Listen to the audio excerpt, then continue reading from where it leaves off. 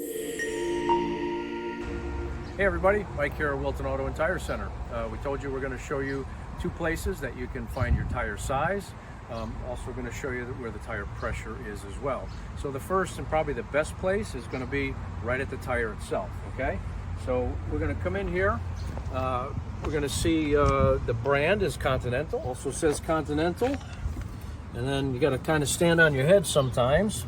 This is a cross contact LX25.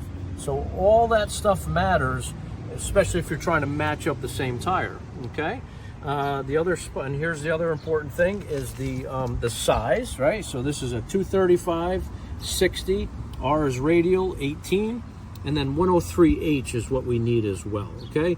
Most tires today are M&S, which is mud and snow, and standard load. So like a lot of the electric vehicles now are an extra load.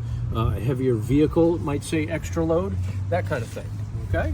So that's how you find it on the tire. Sometimes you need a flashlight. If it's dark out, it's going to be hard to see. Okay, so we showed you on the tire itself, but most every car is going to be on the door pillar, on the driver's door, okay? So Tiffany's going to zoom in here, and we're going to show you where to find that information. So there's always a label here. Could be on the side here, but a lot of times you can see it's pretty easy to find. So size and dimension. It's going to show you the front and the rear. Sometimes the tires are staggered sizes, where the rear is bigger than the front, usually on some high-end cars as far as sports and performance type things, but not typically on your everyday car.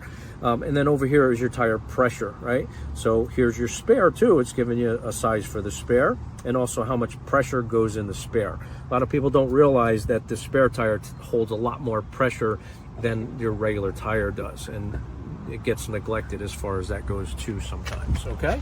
So we showed you two different ways to find your tire size and also your tire pressure. Hopefully that's helpful to you.